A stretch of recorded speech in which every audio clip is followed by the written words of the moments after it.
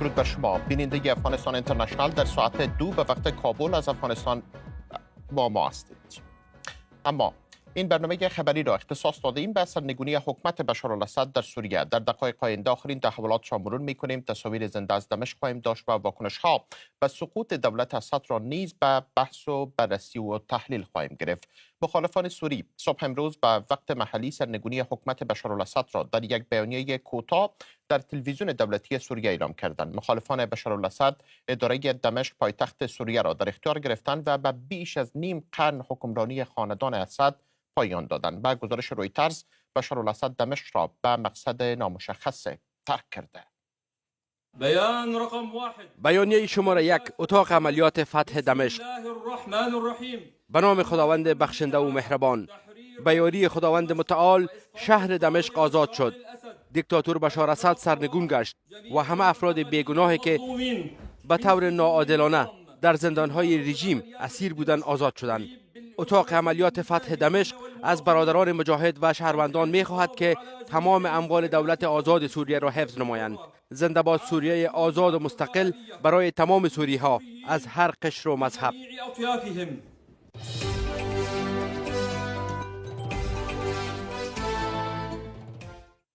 همزمان تصاویر از جشن و شادی هزاران نفر در میدان اصلی شهر دمشق منتشر شده. آخرین گزارش ها از تسلط و حضور مخالفان بشار الاسد در نقاط مختلف دمشق خبر می‌دهد. با گزارش خبرگزاری رویترز، مخالفان مسلح اسد در جریان پیشروی به داخل پایتخت با ارتش سوریه و نیروهای امنیتی حکومت مواجه نشدند. با سقوط دولت سوریه، گزارش‌های متفاوت درباره محل اختفای بشار الاسد و احتمال ترک دمشق منتشر شده است. محمد الجلالی، نخست وزیر دولت سرنگون شده سوریه، گفت از شامگاه شنبه محل اختفای اسد و وزیر دفاع او مشخص نیست.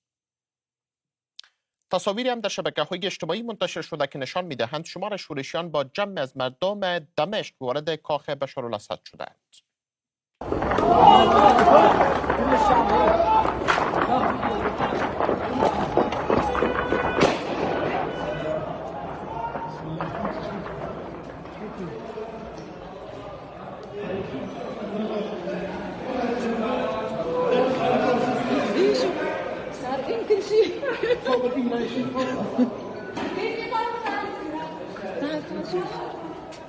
ما في ضوء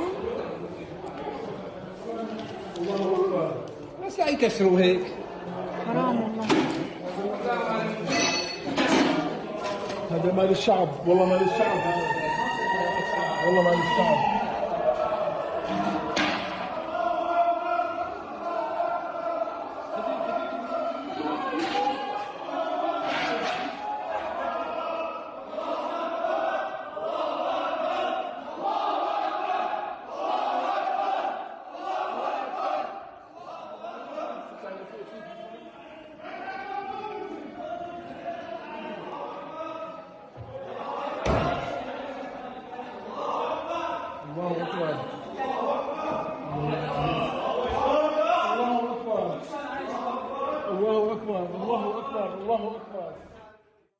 و همکارمان تاجدین سروشکین خبرها را دنبال کرده اینجا در استودیو برای بحث بیشتر با من است. تاج، وقت بخیر باشه. بیاین که از واکنش‌ها شروع بکنیم. بخش از خبرها را مخواندم، ولی در رابطه به این خبر واکنش‌ها چی است؟ واکنش‌های بسیار گسترده داشته. امروز مسعود تاریخ جدیدی در سوریه رقم خورده. حکومت بشار اسد و خاندان اسد بعد از 50 سال حکمرانی در سوریه به پایان رسید و رسما امروز مخالفین اعلام پیروزی کردند و آقای محمد جلالی، نخست وزیر دولت آقای بشار اسد، به صورت موقت اداره مملکت به عهده خواهد داشت تا اینکه حکومت به یک دولت جدید سپرده شود. رهبر مخالفان نظامی و سیاسی سوریه آقای جولانی هم پیام فرستاده و از نیروهایش خواسته که از اطراف و از داخل شدن به نهادهای دولتی دوری بکنن و وارد این نهادها نشوند. هرچند که ویدیوهایی که منتشر شده پیشتر هم اینجا منتشر شد، دیده میشه که شمار زیادی از نیروها در داخل ساختمانهای دولتی وارد شدن و بعضی ها هم دیده میشه که وارد قصر ریاست جمهوری و خانه بشار اسد شدن و بعضی خبرهای دیگه هم منتشر شد که دیدیم که شماری از این جنگجوها وارد سفارت جمهوری اسلامی ایران در دمشق شدن و بعضی از سفارتخانه های دیگر هم تخلیه شده. عراق با سفارتخانهش تخلیه کرده، شمار زیاد از سفارتخانه ها هم تخلیه شده. اما در مورد واکنش ها گفتی، واکنش شروع بکنیم از آقای دونالد ترامپ رئیس جمهور منتخب امریکا که پیشتر توییت کرده و نوشته که اسد فرار کرده و حکومت بشار اسد سقوط کرده در سوریه و این هم دلیلشی بوده که روسیه و ایران که حامیان اصلی دولت بشار اسد بودن نتانستند به دلیل از اینکه روسیه در اوکراین در جنگ است و بیش از 600,000 نفر کشته و زخمی داده، در اونجا واقعا خسته شده، نتانست که از اسد دفاع بکنه و ایران هم بعضی مشکلاتش اقتصادی که دامنگیرش است نتانست از اسد دفاع بکنه و این در دلایلی بوده که حکومت اسد سقوط بکنه و فعلا از سرنوشت اسد معلوم نیست. گزارش ها وجود داره که آقای اسد در هلیکوپتر مانند آقای اشرف غنی سوار شده و از کشور فرار کرده، ولی کجا رفته هنوز مشخص نیست. اما بعضی از خبرهای دیگه میرسونه که آقای اسد هلیکوپترش سقوط کرده، ولی هیچ نوع اطلاعی دقیقی از سرنوشتش نیست. باید منتظر بمانیم که تا ساعت دیگه سرنوشت آقای اسد مشخص شود که آیا به کدام کشور دیگری رفته یا ایست هلیکوپتر سقوط کرده. درست. ولی وقتی که از سرنگونی رژیم اسد صحبت میشه، خوب است که یک مرور داشته باشیم و اون مروری است که این سرنگونی چگونه رقم خورد. سرنگونی از چند لحاظ بسیار مشابهت‌های زیادی با افغانستان داره و تفاوت‌های زیادی هم داره. شباهت‌هایش این است که افغانستان در روز سقوط کرد فکر کنم، یا رژیم اسد در 9 روز یا پس و پیش همین گونه است که این یک از شباهت‌هایش است که بسیار سریع با هم سقوط کردند. در افغانستان هم تقریبا ولایت‌ها اول ابتدا سقوط کرد و در سوریه هم اول ولایت حلب سقوط کرد و بعد همین گونه ولایت‌های دیگه سقوط کرد. این شباهت‌هایش است و تفاوت‌های زیادی داره. البته که اسد یک رژیم دیکتاتوری بود که سالها کشتار زیادی در سوریه کرده بود و مردم زیاد کشته بود، هرچند که در افغانستان یک نظام نسبتاً دموکراتیک بود. ولی بحثی اساسی دیگه ای است که سوریه و خاورمیانه حالا شاهد یک آبستن تحول بزرگ احتمالاً میتونه باشه و به دلیل از اینکه این تحول به باور بسیاری از کسانی که در این حوزه فعال هستند فکر میکنن که به اینجا خاتمه نخواهد یافت و سوریه آغاز یک تحول دیگری خواهد بود، چرا که سوریه بسیار یک منطقه استراتژیک است در اونجا و در خاورمیانه هم مرز از با اسرائیل و اسرائیل فعلا نگرانی های جدی در مورد اداره کردن این دولت داره، این کشور داره که این کشور بالاخره چگونه اداره میشه. هنوز سرنوشتی در مورد از اینکه کشور چگونه اداره شود هنوز مشخص نیست. ولی یک طرف دیگه بحث خود اهمیتی مسئله است تاج، یعنی خوب است که یک مرور داشته باشیم، پیشترم گفتم، ولی زمانی که خبر نمیشنیم که رژیم اسد دیگر وجود نداره یک مسئله بسیار مهمه است. ولی این سفر مخالفین اسد چگونه شروع شد تا اینکه به سرنگونی برسد، در حالی که بیش از یک دهه سوریه شاهد جنگ داخلی بود و از گذشته هم به ویژه این آقای جولانی از گذشته که از مخالفین سرسخت رژیم اسد بود. قطعا به مسائل مانندی که مخالفین آقای اسد کیها بودن اشاره خواهد کردم، اما بله جالب است که جنگ سوریه در روز پیش شروع نشده بود. این جنگ یک دهه بیشتر از یک دهه است که بعد انبال بهار عربی که در کشورهای عربی اتفاق افتاد شروع شد و بعد انبال از او جنگ داخلی در سوریه رقم خورد و بعد از او هم با حمایت روسیه از سوریه تانست که بیش از یک دهه آقای اسد حکمرانی بکنه. اما نکته جالب در پیشروی نیروهای مخالف آقای اسد است. بله آقای جولانی سابقه عضویت در داعش و القاعده را داره و عضو برجسته این دو گروه برجسته تروریستی است و در لیست تروریستی آمریکا قرار داره. فعلا 10 میلیون دلار سرش جایزه است. اما حالا با حضوری که ما در چند روزهای گذشته دیدیم، حضور جنگجویانی از کشورهای مختلف مثل چچین، مثل ازبکستان، تاجیکستان و حضور صدها البته یا هزاران جنگجوی از این کشورها آمد حلب آزاد کرد و سقوط داد و جاهای دیگر را گرفت و این در واقع و سخنرانی های آقای جولانی را وقتی شما حالا میشنوین یک آدم کاملا متفاوت با اون جولانی که عضویت القاعده را داشته و حالا حرفا متفاوت است و حالا حرفا عزیز که خودش میگه که باید سرنوشت مردم سوریه و کشور سوریه توسط مردم سوریه رقم زده شود که این یک تغییر 180 درجه‌ای برای یک فرد است که عضویت سالها عضویت داعش داشته. البته فراموش نکنیم که آمریکایی‌ها و کشورهای غربی باور دارن که آقای جولانی در قتل‌های زیادی دست داشته و به مو خاطر هم 10 میلیون دلار جایزه سرش گذاشتن و حالا یک مقدار تغییر کرده، ولی تغییری که حالا کشورهای جهان در قبال این مسئله چگونه فکر میکنن و خیلی زود است و دیده شود که منتظر بمانیم که کشورهای جهان آیا حاضر هستن که با آقای جولانی کار بکنن یا است که فکر میکنن نخیر همون جولانی است که عضویت القاعده را داشته و حالا هم یک تروریست است. ولی حالا در زمین اوضاع بسیار تغییر کرده، بسیار چیزا تغییر کرده که اینها بسیار به نفع آقای جولانی است. ولی وقتی که اخوانی را در وزارت داخل طالبان میبینن مطمئنا که یک راه و چاره اینا و لابیایشان هم برش خواد ساختن، ولی بازم منتظر میمانیم که چی رو خواهد داد. تاش سپاسگزار هستم که تا فعلا آخرین جزئیات رو با ما در میان گذاشتی. این خبرها را با هم دنبال خواهد کردیم.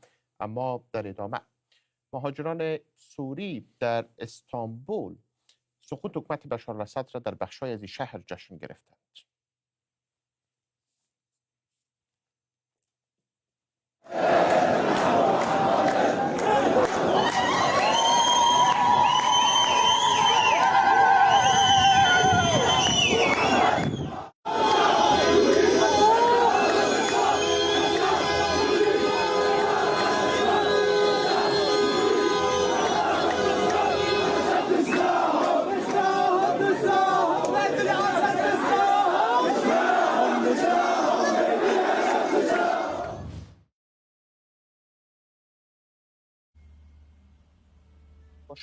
در ابتدا برای ما بگوین که سقوط دولت اسد در سوریه چی واکنش‌هایی را در ترکیه داشته. بخش از ویدیوها را با هم دیدیم که مردم به خوشحالی پرداخته بودند در ترکیه، ولی آخرین ها بیانگر چی است؟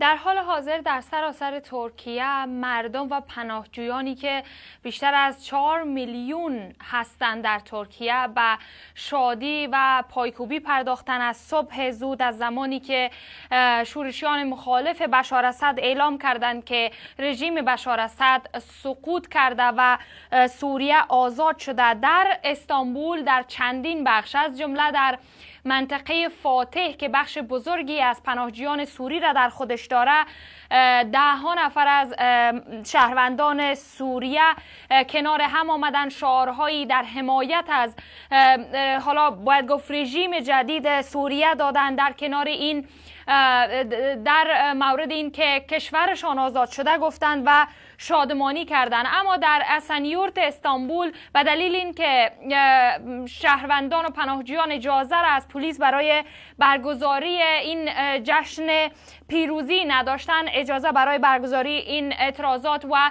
راهپیمایی برایشان داده نشده. اما در ولایت‌های هممرز با سوریه، مثلا در kahramanmaraş، در آدیامان، شانلیورفا، همینطور غازیانتیب، شهروندان سوریه اعتراضهای برگزار کردند، تجمعاتی بزرگی را برگزار کردند و زنان و کودکان خرد و بزرگ به محلات مرکزی این ولایت ها خودشان را رساندند و اعلام کردند که در حال حاضر آماده هستند که به کشورشان بازگردند. در استانبول هم باید ذکر کنم که برخی از شهروندان سوریه به کنسولگری سوریه رفتن، پرچم رژیم پیشین را عوض کردند و به جای آن پرچم جدید سوریه را برافراشتند. درست.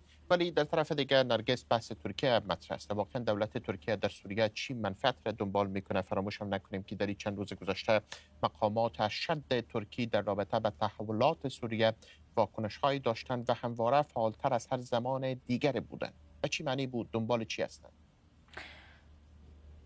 برای ترکیه بیشتر از هر چیزی امنیت ملی این کشور مطرح است. نگرانی بزرگی که ترکیه داره از شاخه وابسته به حزب کارگران کردستان است که در سوریه فعال است و اعلام کرده که اجازه نخواهد داد که از خلای پیش آمده این گروه ها استفاده کنند بر علیه امنیت ملی ترکیه. اما در هر صورت آقای رجب طیب اردوغان اعلام کرده که طرفدار تمامیت ارضی ترکیه هست و سوریه هست و در حال حاضر یک سرنوشت جدید، یک واقعیت جدید سیاسی و دیپلماتیک در سوریه برقرار شده و از تمامی بازیگران منطقه‌ای خواست که با همین سیاست به پیش بروند و در عین حال تاکید کرد که ترکیه چشمی به سوی سوریه ندوخته و در عین حال مقامات دیپلماتیک این کشور با طرف‌های مختلف در حال مذاکره و گفتگو هستند. از جمله وزیر دفاع ترکیه با وزیر دفاع آمریکا صبح امروز درباره سوریه گفتگو کرده. در عین حال وزیر خارجه ترکیه با امیر قطر در دوحه دیدارهای خودش را داشته و موضوع اصلی با محوریت سوریه بوده و آنچه ترکیه تاکید میکنه این است که باید حکومت جدید تمامی طرف‌ها و اقوام را در خودش داشته باشه. نرگس سپاسگزار هستم که تا فعلا آخرین ها را با ما در میان گذاشتی. در بخش‌های بعدی هم این خبرها را دنبال خواهیم کرد. فعلا وقت بخیر. در نخستین اظهار نظر پس از سقوط دمشق، احمد جولانی رهبر گروه تحریر شام تاکید کرد که مؤسسات دولتی تا زمان تحویل رسمی تحت نظارت نخست وزیر سابق باقی میمانند. جولانی فایرهای هوایی را هم ممنوع اعلام کرده. پس از سقوط دمشق، محمد الجلالی نخست وزیر دولت اسد ابراز امیدواری کرد دوران جدید برای سوریه آغاز شود. او در این حال از گروه‌های مختلف خواسته به اموال عمومی و مؤسسات دولتی آسیب نزنند.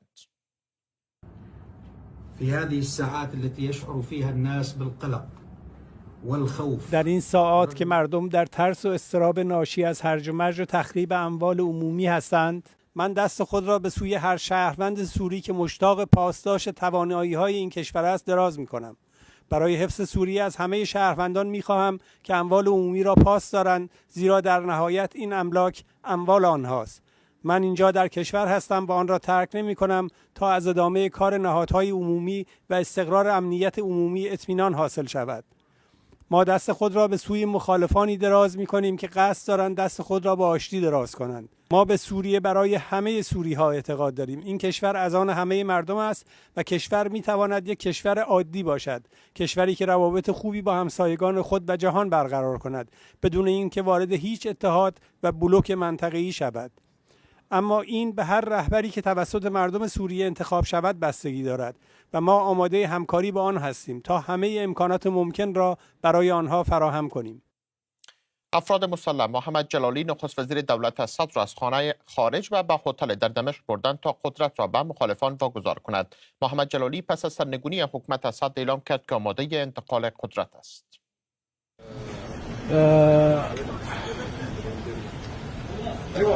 رئيس مجلس الوزراء السابق مع جماعة الفيلق الخامس من أهالي حوران متوجها إلى فندق الفور سيزن للاجتماع وتسليم مؤسسات الدولة إلى أبطال جيش الأرض.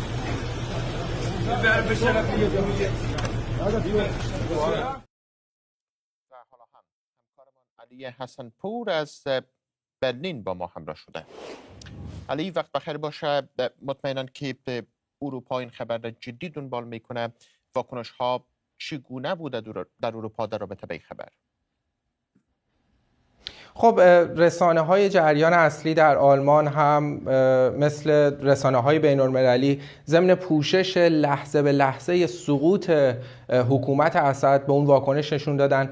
گمان زنی ها همچنان در خصوص محل گریختن بشار اسد ادامه داره. نشریه بیلد آلمان از بشار اسد به عنوان قصاب سوریه یاد کرد و نوشت او کجاست. خب این نشریه نقل میکنه از بلومبرگ که ممکن هست بشار اسد حالا در ایران باشه. با این حال این رسانه با اشاره به اینکه عصر شنبه یک جت از دمشق بلند شده و سپس حدود 2.5 ساعت بعد در ابوظبی به زمین نشسته احتمال میده که اسد در این هواپیما بوده. گفته میشه که این جت لوکس در گامبیا ثبت شده. طی روزهای اخیر هم چندین بار بین دمشق و امارات متحده عربی در رفت آمد بوده. احتمالاً گفته شده که رژیم اسد، بستگان او و دارایی‌های او توسط این پروازها به محل امن منتقل شدند. بیلد همچنین احتمال وجود اسد رو در روسیه رد نمی‌کنه، چرا که به گزارش وال استریت ژورنال و به نقل از مقامات سوری و عربی همسر او و 3 فرزندش در روزهای گذشته به روسیه گریختند. بریم به شبکه‌های در واقع رسانه‌های آلمان. شبکه یک تلویزیونی آلمان هم در بولتن خبری صبح امروزش گزارشی رو پخش کرد که در اون یکی از مخالفان بشار اسد رو نشون میداد که با خوشحالی فریاد میزد ما بر اسد و متحدان جمهوری اسلامی و روس‌ها پیروز شدیم. این رسانه علاوه بر پوشش این خبر به حمایت‌های خارجی بشار اسد اشاره کرد، از یک سو از طرف جمهوری اسلامی و از سوی دیگه مسکو که این بار روسیه برخلاف دخالت نظامی خودش در سال 2015 در جنگ داخلی سوریه و با حملات گسترده‌ای که داشت و در واقع باعث شد اسد در قدرت بمونه، این بار پشت اسد رو خالی کرد. اما یک نگرانی رو میشه در گزارش‌های مختلف رسانه‌های بین‌المللی دید، اون هم تأثیر این تحولات و سقوط حکومت اسد بر مواضع قدرت در خاورمیانه هست. با وجود دشمنی‌های منطقه‌ای و بین‌المللی علیه بشار اسد، سقوط او ممکن است برای همه خوشایند نباشه. خب کشورهای غربی و عربی و اسرائیل خواهان کاهش نفوذ جمهوری اسلامی در سوریه هستند، اما از روی کار آمدن یک رژیم اسلامگرای افراطی به جای اسد خب بیم دارن. ولی علی، در طرف دیگر آیا کشورهای اروپایی هم نگران افتادن سوریه به دست تندرو نیستند؟ چگونه می‌بینن این تحولات را؟ خب یک طرف اسد از بین رفته ولی در طرف دیگر هنوز هم نگرانی‌های پابرجاست. چگونه می‌بینن حداقل آینده سوریه را و در این رابطه چی تبصره‌هایی دارند؟ دقیقا همینطوره. میخوام گذری بزنم به سال 2015. فراموش نکنیم در سال 2015 و 2016 کشوری مثل آلمان دربهای خودش رو باز کرد به روی مهاجران، در واقع مهاجرانی که از سوریه به این کشور می اومدن. اون زمان مرکل در واقع صدر اعظم بود در این کشور و با جمله معروف خودش که آنچه گفتش که ما می توانیم، موجی از پناهندگان رو به این کشور وارد کرد، چرا که خب در اون کشور جنگ بود. از طرفی هم ما بعد از در واقع این حملات و در واقع برهم ریختن خاورمیانه شاهد حملات گسترده و سازمان یافته به طوری حملات تروریستی در اتحادیه اروپا بودیم. همین نگرانی ها رو سران اتحادیه اروپا دارن از اینکه همونطور که گفتم با اینکه دوست ندارن جمهوری اسلامی دستی در اسرائیل داشته باشه، دستی در سوریه داشته باشه، اما از طرفی بیم دارن که یک در واقع یک رژیم اسلامگرای افراطی به جای اسد اونجا بشینه.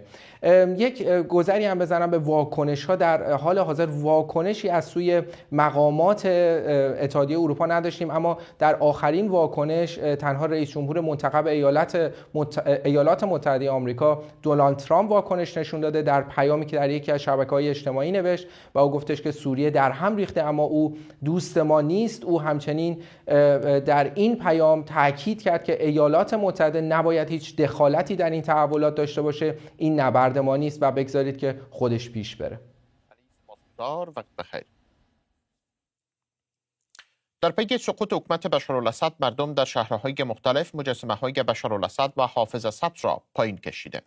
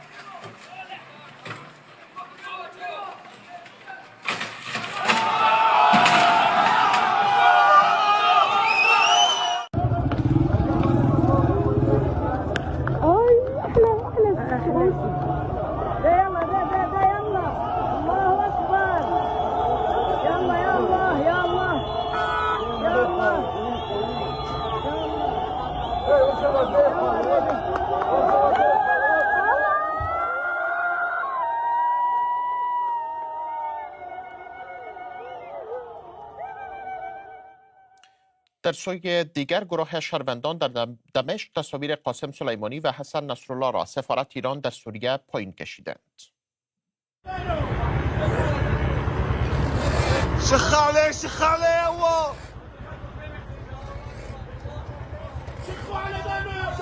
شخاله هو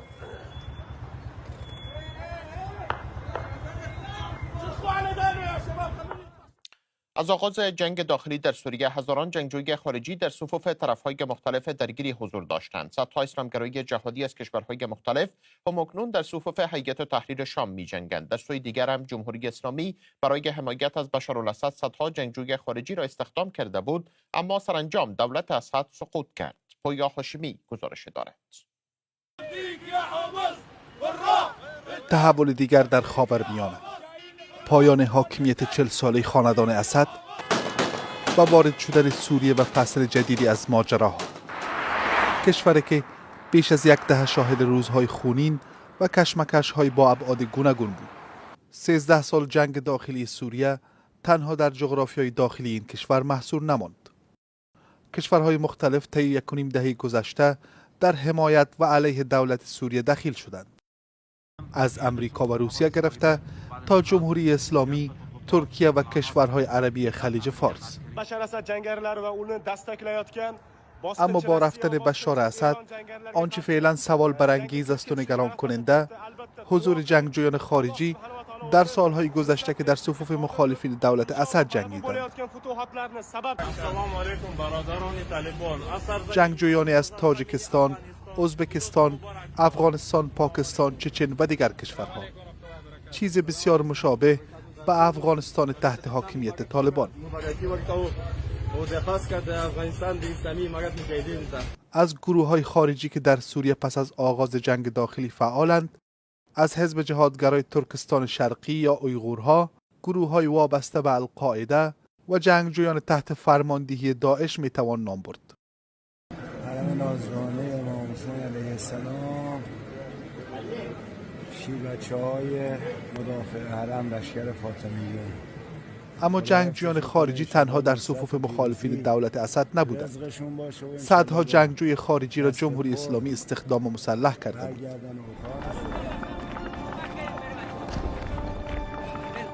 لشکر فاطمیون که بیشتر اعضای آن شهروندان افغانستان و پاکستانند، برای حمایت از دولت بشار اسد از سال 1392 حضور داشتند.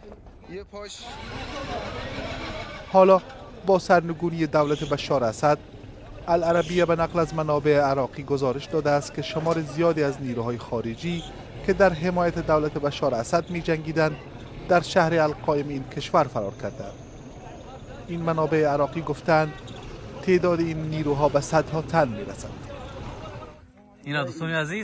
نگرانی که فعلا با رفتن دولت بشار اسد برای کشورهای منطقه پیش آمده است، سرنوشت این هزاران جنگجویی است که می توانند به مانند بمب ساعتی در هر گوشه‌ای از منطقه ماجرای دیگر را خلق کنند. پویا هاشمی، واشنگتن دی سی. رئیس جمهور منتخب امریکا در واکنش به سقوط حکومت بشارالاسد گفت که او با از دست دادن حمایت روسیه از سوریه فرار کرد. دونالد ترامپ افزود ایران و روسیه در وضعیت ضعیفی قرار دارند، یکی به دلیل اوکراین و اقتصاد ضعیف و دیگر به دلیل موفقیت‌های نظامی اسرائیل. همکارمان اشکان صفایی هم از اورشلیم با ما همراه شد. اشکان، وقت بخیر باشد. تازه ترین تحولات چی است؟ در ابتدا برای ما بیشتر بگو. بله خب، به آن چیزی که در سوریه هنوز مشخص نیست، سرنوشت بشار اسد هست، رئیس جمهور الان مخلوع سوریه. هنوز مشخص نیست که کجاست. گزارش ها همچنان ضد و نقیض هستند. برخی از رسانه های اسرائیلی پیشتر از قول یک مقام این کشور گفته بودند که نیمه شب گذشته بشار اسد با هواپیما ترک کرده دمشق رو و به سمت پایگاه حمیمیم ارتش روسیه رفته در واقع لاذقیه، اما از بعد از اون ازش خبر ندارند. الان وبسایت خبری واینت به نقل از ارتش اسرائیل میگه که اگرچه برای ارتش اسرائیل این تصور تقویت شده که بشار اسد دمشق رو ترک کرده، اما همچنان مطمئن نیست ارتش اسرائیل هم که رئیس جمهوری سابق سوریه الان کجا هست. موضوع دیگری که الان مطرح هست موضوع آینده حضور روسیه در سوریه هست، موضوعی که در واقع گفته شده که نخست وزیر سوریه در واقع گفته که در این مورد دولت آینده هست که تصمیم خواهد گرفت که روسیه حضور داشته باشه در سوریه یا نه. ما میدونیم که هنوز روسیه پایگاه‌های خودش رو در غرب سوریه در نزدیکی در واقع در ساحل دریای مدیترانه داره. حالا باید دید که در آینده اونجا چه خواهد شد. و این موضوع هم مهم هست که اگرچه این مخالفان حاکم بر دمشق تونستن کنترل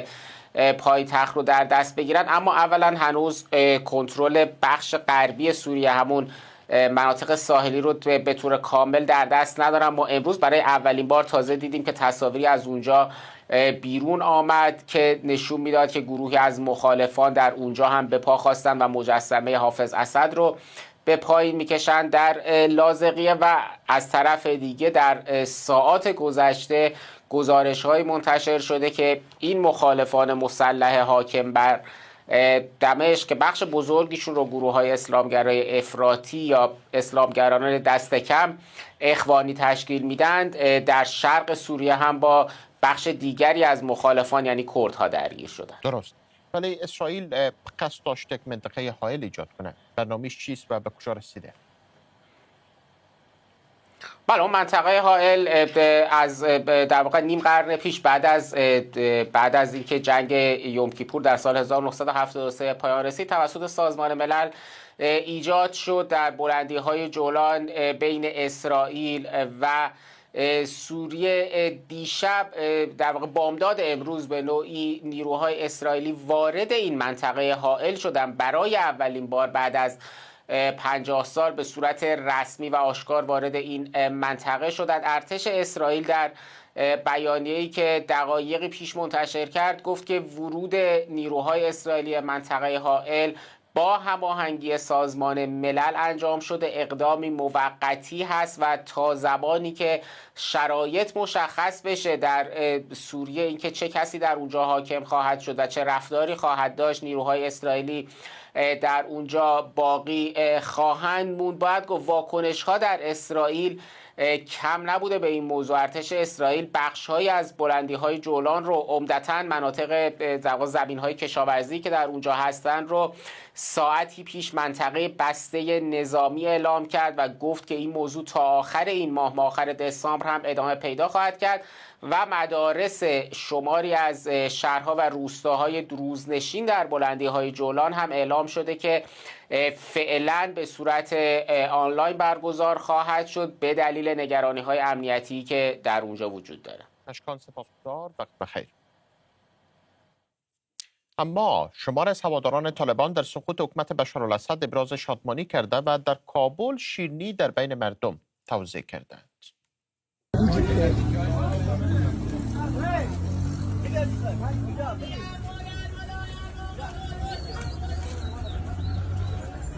یک نام خدا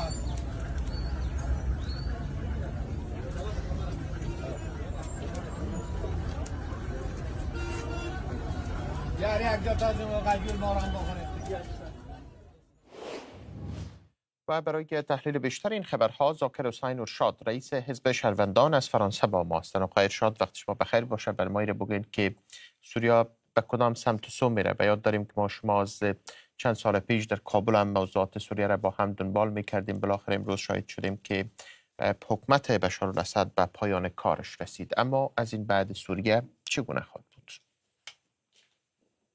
به نظر میرسه که تحولات سوریه با این شتابی که فعلا حداقل در جریان هست پیچیدگی های خاص خود داره و نگرانی های خاص خود داره.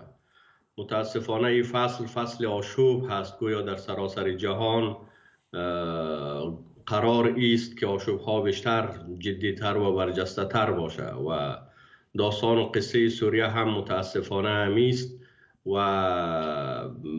فعلا حداقل بسیار زوده، ولی گمان زنی های زیادی ممکنه وجود داشتش مبتنی بر شواهد بسیار روشن که وضعیت سوریه فوق العاده نگران کننده است و حداقل شکست حکومت بشار الاسد یک طرف ماجرا و قضیه است، ولی چیزی که مهم شما هم در اخبار چندگانه خود اعلام کردید، حضور نیروهای خارجی و خصوصا نیروهای بنیادگرا و اسلامگرایی که ممکنه خیلی به مرزهای رسمی و تعریف شده اهتمام نورزن. اونا دنبال اهداف ایدئولوژیکی خاص خودشان هستند، خطکشی ها و غیر سازی های منطقه‌ای را بسیار جدی میدانند.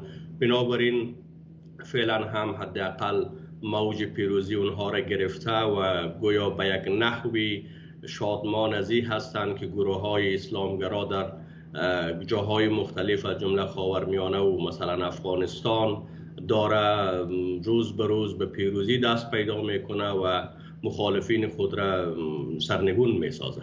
درست. ولی در طرف دیگه حداقل چقدر احتمال مبدل شدن سوریه به کشور به اصطلاح متفاوت از گذشته، آنچه که رهبر این مخالفین بشار الاسد نمون آقای جولانی روش تاکید کرده به مو مسیر چانس رفتنش بیشتر است؟ با توجه به اینکه فراموش نکنیم در بین مخالفین اسد که امروز اختیار سوریه هم در دست گرفتن اختلافات جدی هم وجود داره. به می لحاظه که ما حداقل خب شاید بسیار خوب باشه و جزو آرزوهای همه افراد باشه که به یک نحوی مردم سوریه از رنجهای تاریخی خود حداقل رهایی پیدا بکنه و یک شرایط متفاوت و ایدئال را تجربه بکنند. ولی متاسفانه واقعیت‌های خشین و در عین حال تاثیرگذار و تعیین کننده در مناسبات و تحولات سوریه وجود داره که اینها این خوشبینی را ممکنه از ما بگیره و عملا برخی از ابهامات جدی جایگزین این خوشبینی شود. ما خدمتتان عرض کردم ممکنه خب در این فاز که نیروهای اسلامگرا یا تحریر شام تانستن متناسب با اون موج عمومی که حداقل در منطقه و خصوصا از سوی رسانه ها بیشتر برجسته و بولد میشد حکومت بشار الاسد را سرنگون بسازند. ولی اما پس از این ماجرا آیا کدام پلان مشخص و یک طرح مشخص برای حکومت داری و برپایی یک نظام الटरनेटिव و جاگزین از سوی اینها وجود داره نداره؟ آیا اینها او همدیگر پذیری و دایورسیتی که معمولا در سوریه وجود داره آیا اونا را به رسمیت میشناسه؟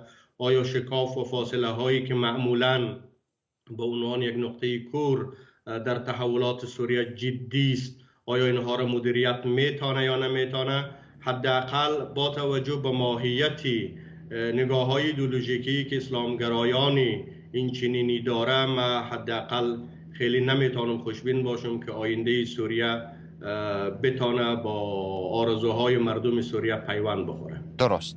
ولی از طرف دیگه با رفتن اسد واقعا کدام کشورها نفع میبرن یا دقیقاً تفاوت اصلیه که سوریه ها شاهدش بودن چی میتونه باشه یا چی خواهد بود؟ خب ببینید هر تحول از جمله تحول سوریه سطوح و لایه های مختلف را ممکنه داشته باشه. یک چیزی بود که تاکنون ما و شما بحث کردیم و مربوط میشه به لایه داخلی و درونی که مردم سوریه به صورت مستقیم متاثر از اون میشه یا خواسته و انتظارات خود را در پرتوی او تعریف میکنه. لایه دیگه لایه منطقه‌ای است و لایه سوم هم لایه جهانی و بین المللی است. متاسفانه قضیه سوریه مثل سایر کشورهای خاورمیانه‌ای همه این سه لایه را همزمان با خود داره. هر تحولی که در داخل سوریه اتفاق میفته ضمن این که وضعیت درونی و داخلی سوریه را بازتاب میده به مو میزان وضعیت و نوع آرایش منطقه‌ای و تحولات کلان بین المللی را هم منعکس میکنه.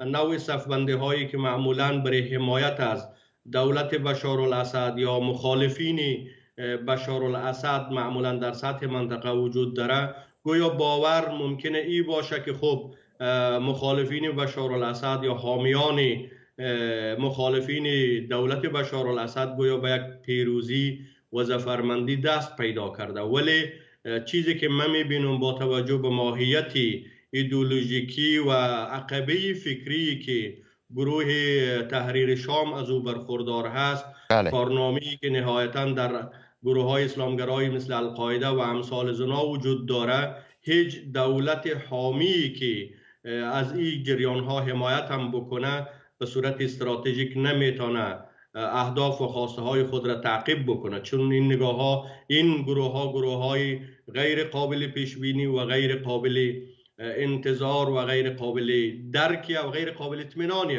که حداقل بتانیم ما به صورت استراتژیک بر اونها تکیه بکنیم و خواسته های استراتژیک خود را از رهگذر از آنها تعقیب بکنیم. سپاسگزار، وقت شما بخیر باشه. بخیر و سلامت باشه.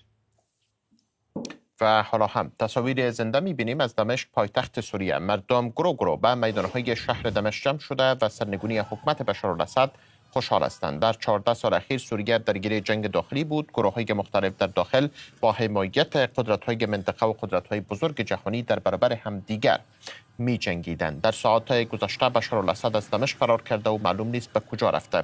گفته می‌شود یک هواپیما که از دمشق پرواز کرده بود بر فراز شهر هومس از رادار خارج شد.